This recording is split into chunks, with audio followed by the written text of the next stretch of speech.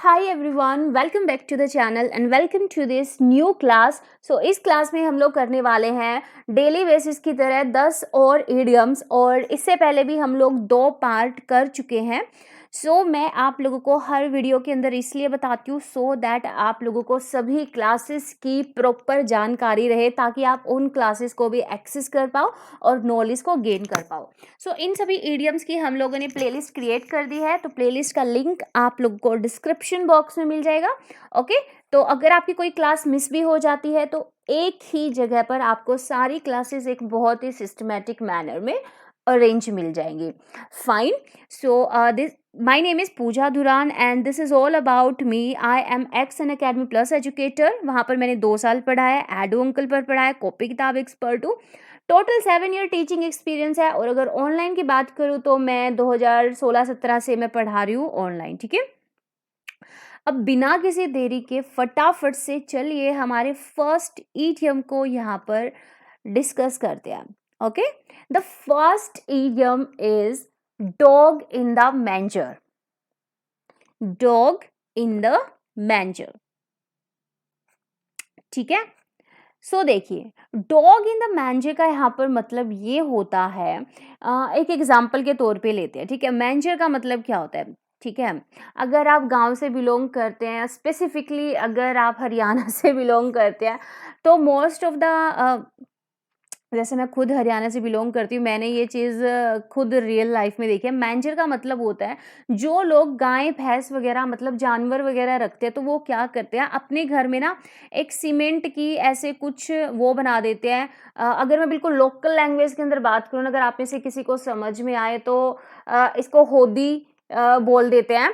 ठीक है, होदी एक बिल्कुल, ये आप कह सकते हैं बिल्कुल लोकल वर्ड यूज़ किया जाता है। तो ऐसे सीमेंट की एक खोदी सी बना दी जाती है, ठीक है, दीवार से लगती हुई। मतलब ये ऐसे हो सकती है कि 2 फीट तक इसकी हाइट रख देते हैं।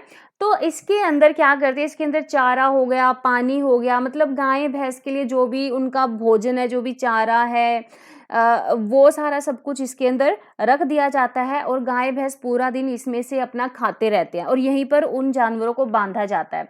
तो ये चीज़ बनाई जाती है ना, वो चारा रखने के लिए, इसी को मैंजर बोलते हैं। अब आप देखो कि ये जो मैंजर है, इसका मेन उद्देश्य क्या होता है भाई? इसके अंदर चारा और पानी रखा जाता है, ताकि जो जानवर है वो वहां से उसको खा सके। एक स्पेसिफिक जगह उनकी बना दी जाती है, ठीक है। लेकिन अगर इस मैंजर के अंदर एक डॉग बैठ जाता है, एक कुत्ता इसके अंदर बैठ जाता है, तो क्या जानवर उस चारे को खा पाएंगे? नहीं खा पाएंगे, क्योंकि एक तो गाय भैंस कुत्ते से वैसे ही डरती है, वो उनकी तरफ भो भो करेगा, भौंकेगा, तो वो नहीं खा पाएंगे उसको। और यू कैन से, मतलब ये इतनी भी बड़ी नहीं होती, इसमें कुत्ता बैठ जाएगा तो आई थिंक चारा खाने की जगह भी नहीं बचेगी। तो डॉग जब एक मैंजर के अंदर बैठ जाता है, एक खोदी के अंदर बैठ जाता है, तो इसका मतलब भाई वो कुत्ता तो चारा नहीं खाता ना, हम सबको पता है कुत्ता नहीं खाता चारा। ठीक है, वो फूस वगैरह नहीं खाता, लेकिन एक गाय भैंस खाती है। तो वहां पर क्या हो रहा है, डॉग को पता भी फूस मैं तो खाऊंगा नहीं, मैं तो चारा खाता नहीं है ना, डॉग तो बिस्किट रोटी वगैरह खाता है। तो वहां पर क्या हो रहा है, कुत्ते को ये है कि मैं तो खा नहीं सकता, तो मैं इनको भी नहीं खाने दूंगा। मतलब डॉग यहाँ पर ये कह रहा है भी मैं खुद चारा नहीं खाता, तो मैं गाय भैंस को भी चारा नहीं खाने दूंगा। मतलब a person who prevents others from enjoying what he cannot। मतलब ये वो पर्सन होता है जो कि प्रिवेंट्स, ठीक है, दूसरों को बचाता है, या दूसरों, प्रिवेंट्स का मतलब होता है रोकना या फिर बचना। ठीक है, ये दूसरों को रोकता है फ्रॉम इंजॉइंग, इंजॉय करने से व्हाट ही कैन नॉट, मतलब जो वह खुद इंजॉय नहीं कर सकता, वो दूसरों को भी इंजॉय नहीं करने देता, क्योंकि इसको पता है भी मैं तो चारा नहीं खाता, तो मैं गाय भैंस को भी नहीं खाने दूंगा। तो डॉग इन द मैंजर का मतलब यहाँ पर ये होता है। ठीक है, अगर मैं बिल्कुल हिंदी में आप लोग को बताऊं तो इसका मतलब ये होता है कि जो प्राणी या जो इंसान दूसरों को किसी भी सुख का या किसी भी इंजॉयमेंट का भोग करने नहीं देता, क्योंकि उसको पता है वो उसके किसी भी काम का नहीं है, या वो उसके मतलब का नहीं है। So this is our first idiom of the class. Now let's move on to the second idiom. Second idiom is bell the cat। Bell the cat. अब सबसे पहले तो इसका एक हिंदी में मीनिंग समझो, ठीक है? एक जर्नल हिंदी में क्या मीनिंग होगा? बेल द कैट का मतलब होता है बिल्ली के गले में घंटी बांधना। बिल्ली के गले में घंटी बांधना। हम लोगों ने, अगर आपने नहीं पढ़ा, आई डोंट नो, बट मैंने स्कूल में एक स्टोरी पढ़ी थी, आई थिंक सेकंड या थर्ड क्लास के अंदर, उसमें ये आता था कि बिल्ली के गले में घंटी कौन बांधेगा, ठीक है? तो उसमें एक स्टोरी दी हुई थी, एक बिल्ली बहुत खतरनाक थी, वो चूहों को खा जाती थी, तो सभी चूहों ने एक प्लानिंग बनाई कि बस बिल्ली के गले में घंटी बांध देते, तो जब भी ये बिल्ली खाने आएगी तो घंटी की आवाज आएगी और हम सभी अलर्ट हो जाएंगे और इधर उधर छुप जाएंगे अपने बिलों के अंदर। तो वहां पर उन सभी चूहों के बीच में ये रहता कि अब भाई इसके गले में घंटी बांधेगा कौन? मतलब एक चूहा बिल्ली के गले में घंटी बांधने जाएगा तो क्या वो बच पाएगा? वो खुद उसको खा जाएगी, है ना? तो ये बहुत ही क्या होता है, ये एक जोखिम उठाना, मतलब रिस्क उठाना, एक जोखिम भरा काम है, ठीक है? भी हो सकता है एक चूहा बेचारा वहां पर हो जाए, उसका काम तमाम, बाकी के चूहे बच जाए, ठीक है? तो बेल द कैट का मतलब होता है जोखिम उठाना, और यू कैन से रिस्क उठाना। मतलब किसी भी डिफिकल्ट काम का, किसी भी डिफिकल्ट काम का बिल्कुल वो जो पहला स्टेप होता है ना, वो डिफिकल्ट होता है, उसके बाद तो चीजें इजी होती जाती है। तो बेल द कैट का मतलब होता है taking first step at personal risk, और अगर हिंदी में बात करें तो इसका मतलब होता है जोखिम उठाना। क्योंकि भाई बिल्ली के गले में बैल मतलब घंटी बांधना एक चूहे के लिए, इससे बड़ा क्या जोखिम होगा जब उसकी मतलब एक तरह से मौत उसके सामने खड़ी होगी और उसके गले में घंटी बांधना, ठीक है? तो बेल द कैट का मतलब होता है जोखिम उठाना, ठीक है? Taking risk. थर्ड हमारा यहाँ पर है put the cart before the horse. Put the cart before the horse, ठीक है? देखिए, हम जब भी कार्ट की बात करते हैं, ठीक है, फॉर एग्जांपल ये एक कार्ट है, ठीक है, और आगे एक ये यहाँ पर घोड़ा है, ठीक है, और यहाँ पे एक आदमी बैठा हुआ है, ठीक है? मेरी इतनी अच्छी ड्राइंग नहीं है तो प्लीज।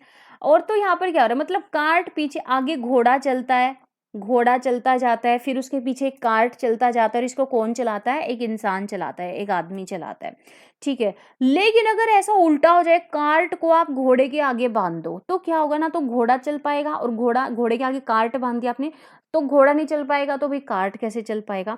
मतलब एक सही चीज को एक गलत तरीके से करना। मतलब देखो, हम सबको पता है भी कार्ट तो घोड़े के पीछे होता है, लेकिन आप क्या कर रहे हो, आप कार्ट को आगे लगा रहे हो।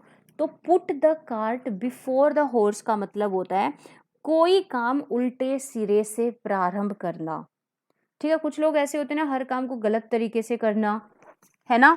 तो ये उन्हीं में से एक है बंदा जिसने कार्ट को घोड़े के आगे बांध दिया। तो put the cart before the horse का मतलब होता है कोई काम उल्टे सिरे से करना या गलत तरीके से करना। टू डू थिंग्स रोंगली क्योंकि भाई घोड़े के पीछे कार्ट होगा तभी तो घोड़ा चलेगा, फिर कार्ट चलेगा, फिर वो अपनी डेस्टिनेशन पे पहुंचेंगे, है ना? अगर मैंने हिंदी में आप लोगों को बता दिया, कोई भी काम गलत तरीके से या उल्टे सिरे से करना। नेक्स्ट हमारे यहाँ पर इडियम है sweat of one's brows. Sweat of one's brows, देखिए, स्वेट का मतलब होता है पसीना, ठीक है, और ब्रोज का मतलब होता है ये जो हम आईब्रोज बोलते हैं, है ना, जो हमारी आंखों के ऊपर ये जो आईब्रोज होती हैं, ठीक है, ये हमारा हो गया फोरहेड। तो हमारे फोरहेड से पसीना कब आता है? जब हम बहुत ज़्यादा हार्ड लेबर, मतलब जब हम बहुत ज़्यादा मेहनत करते हैं, हार्ड वर्क करते हैं, ठीक है? बिना हार्ड वर्क करे तो पसीना आएगा नहीं, है ना? तो स्वेट ऑफ वंस ब्रोज का मतलब होता है कड़ी मेहनत। क्या मतलब होता है? कड़ी मेहनत करना, क्योंकि कड़ी मेहनत से ही भाई पसीना आता है। देखो, वैसे यहाँ पर ना एक नॉर्मल सी बात देखिए, हम लोग कड़ी मेहनत तो हम लोग स्टडी में भी करते हैं, ठीक है? पूरा दिन स्टडी करते हैं, 8-8 9-9 घंटे, हो सकता है हम एसी में बैठ के, उस कॉन्टेक्स्ट में भी आप इसको यूज कर सकते हो, स्वेट ऑफ वंस। जरूरी नहीं है कि पसीना ही आए माथे पर, ठीक है? मतलब इस इडियम का मतलब ही ये है कड़ी मेहनत, स्वेट ऑफ वंस ब्रो। कहीं ये सोचो कि हम सिर्फ उसी काम के लिए यूज कर सकते हैं, भाई जो लेबर वर्क होता है, ठीक है, कोई मतलब खड्डा वगैरह खोदना या कोई कंस्ट्रक्शन का काम चलना, पसीने तो उसी में आएंगे। ऐसा नहीं है, इसको आप किसी भी काम में यूज कर सकते हो अगर वहां पर कड़ी मेहनत लग रही है, ठीक है। तो स्वेट ऑफ वंस ब्रोस का मतलब यहाँ पर सो सॉरी, ये हो जाएगा। नेक्स्ट है यहाँ पर, नेक्स्ट इडियम है हमारा यहाँ पर कीप द बॉल रोलिंग, ठीक है, कीप द बॉल रोलिंग। देखो एक बॉल है, ठीक है, बॉल कैसी होती है, ऐसे गोल गोल होती है, ठीक है, ये तो गोल नहीं है खैर, लेकिन बॉल समझ लो इसको, ठीक है, ये एक बॉल है। फॉर एग्जाम्पल ये जो बॉल है ना, ये आपका एक कोई प्रोजेक्ट है, और यू कैन से ये कोई आपका टास्क है जो कि आपके बॉस ने आपको दिया है, और इधर खड़े हो आप, ठीक है, आप इस बॉल को क्या किए जा रहे हो, आप इसको रोल किए जा रहे हो, इस बॉल को ऐसे धीरे धीरे धीरे धीरे आप इसको आगे लेते जा रहे हो, ठीक है। एक तो ऐसा इंसान हो कि उसको किसी ने बोल दिया, मतलब उसको किसी ने कोई टास्क दिया, वो उस टास्क को उसी प्रोग्रेस में रखेगा, ठीक है, उस टास्क को लेकिन एक पर्सन ऐसा है जो उस बॉल को आगे लेता जा रहा है, मतलब उसको रोल करता जा रहा है। तो इसका मतलब ये है कि किसी भी प्रोजेक्ट को या किसी भी टास्क को या किसी भी काम को उसको प्रोग्रेस में रखना, ठीक है, उसको धीरे धीरे आगे की तरफ लेते जाना, मतलब चुस्त रहना अपने काम में। तो कीप द बॉल रोलिंग का मतलब होता है to maintain the progress of a project, ठीक है, to maintain the progress of a project. और इसका मतलब होता है यहाँ पर किसी चीज को लगातार करना या फिर जारी रखना, ठीक है। जैसे हम इसको स्टडी के कॉन्टेक्स्ट में ले सकते हैं, ठीक है, keep the ball rolling on then only you can win the race, ठीक है, मतलब ये कीप द बॉल रोलिंग मतलब लगातार जारी रखो मेहनत को, तभी आप रेस को विन कर सकते हो। इसका मतलब सच में वहां पर ये नहीं कि आपको बॉल को ही रोल करना है, कीप द बॉल रोलिंग का मतलब यहाँ पर कि इस प्रोग्रेस को जारी रखो अगर आपको रेस में विन करना है। जैसे आप मतलब आप सालों से एक बड़े गेम के लिए, गोल्ड मेडल के लिए क्या कर रहे हो, मेहनत कर रहे हो, तो आपको डेली वो बॉल को रोल करना पड़ेगा, मतलब वो डेली आपको मेहनत जारी रखनी पड़ेगी। ओके, एग्जाम के कॉन्टेक्स्ट में ले लो या किसी गेम के कॉन्टेक्स्ट में ले लो। नेक्स्ट है हमारा यहाँ पर फ्लाई इन द ऑइंटमेंट। क्या है, फ्लाई इन द ऑइंटमेंट। देखो फ्लाई का मतलब यहाँ पर होता है मक्खी, ठीक है, फ्लाई का मतलब यहाँ पर होता है मक्खी, और ऑइंटमेंट का मतलब होता है यहाँ पर आप बाम लगा लो या मरहम लगा लो, ठीक है। जब हमें, जैसे हम लोग बचपन में हमने देखा है आयोडेक्स वगैरह होता था, मतलब हमें कुछ भी दर्द होता था मसल्स में तो हम लोग आयोडेक्स वगैरह यूज़ करते थे, है ना। तो वो आयोडेक्स क्या है, वो मरहम ही होता है, बाम होता है। तो जब एक मक्खी मरहम के अंदर गिर जाती है, मरहम जो होता है बहुत चिकना होता है, ठीक है, एक पानी के अंदर या चाय के अंदर फिर भी हो सकता है एक मक्खी जो है भाई वो तैर के किसी तरीके से जी जाए, लेकिन एक चिकनी चीज के अंदर, एक इतनी ज्यादा थिक चीज के अंदर अगर मक्खी गिर जाएगी तो कहीं ना कहीं क्या हो जाएगी, वो डिफिकल्ट सिचुएशन में आ जाएगी, वो असुविधा में आ जाएगी, अनकंफर्टेबल सर्कमस्टांस में वो आ जाएगी। तो फ्लाई इन द ऑइंटमेंट का मतलब होता है a slight unpleasant thing that obstruct the enjoyment of something. मतलब मक्खी उस मरहम के ऊपर से आराम से दौड़ रही थी, इधर उधर फिसल रही थी, लेकिन जैसे ही वो उसके अंदर धंस गई, मतलब उसके अंदर गई वो, तो क्या हो गया, वो एंजॉय कर रही थी ना किसी चीज को, वहां पर एक स्लाइट अनप्लेजेंट थिंग आ गई, वो क्या आ गई कि वो उस बाम के अंदर गिर गई, ठीक है, वो अपना उड़ना सीख रही थी इधर से उधर। तो फ्लाई इन द ऑइंटमेंट का मतलब होता है असुविधा, ठीक है।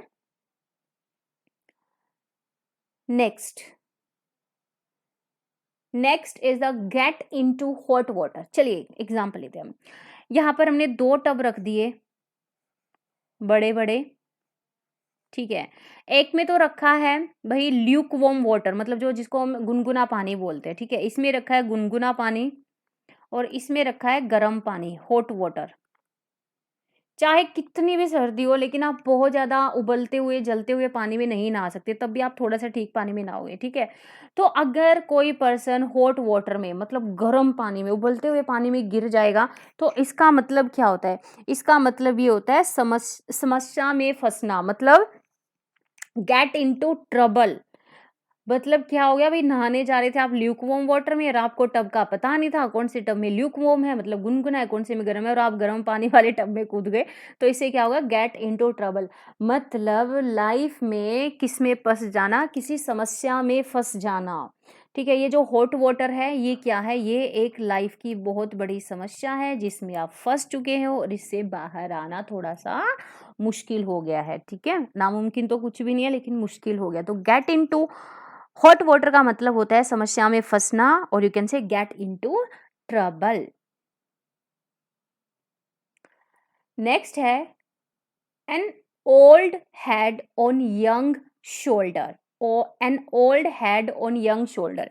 फॉर एग्जाम्पल एक मतलब 16-17 साल का एक बच्चा है, ठीक है, या एक टीनेज कह लो आप लोग, ठीक है, और उसके हेड पे मतलब उसके कंधों पे, सॉरी यंग शोल्डर मतलब जवान कंधे, मतलब भी वो अभी इतना समझदार नहीं है, इमैच्योर है एज के अकॉर्डिंग देखे तो, लेकिन वो एज के अकॉर्डिंग दूसरों को लगता है भी इसको क्या इतनी समझ होगी, लेकिन वो बहुत समझदारी की बातें करता है, बहुत मेच्योर डिसीजन लेता है, उसको ये पता है लाइफ में उसको आगे क्या करना है। तो जब एक यंग शोल्डर मतलब एक जवान बच्चे को एक ओल्ड हेड मतलब एक बड़े आदमी के दिमाग जितनी समझ होती है, तो इसका मतलब यहाँ पर क्या हो जाएगा, अपनी उम्र से ज़्यादा समझदार होना और लायक होना, या फिर आप कह सकते हो कि मैच्योर होना। मतलब ये एक जवान कंधे हैं, ठीक है, उन पर आपने एक बूढ़े आदमी का दिमाग लगा दिया, तो इंसान समझदार किससे होता है? हाथों से होता है, पैरों से होता है, दिमाग से होता है? दिमाग से होता है ना, या फिर वो सुंदरता से होता है, फिर वो वैसे तो बहुत सुंदर है, लेकिन दिमाग वो कितना यूज़ करता है।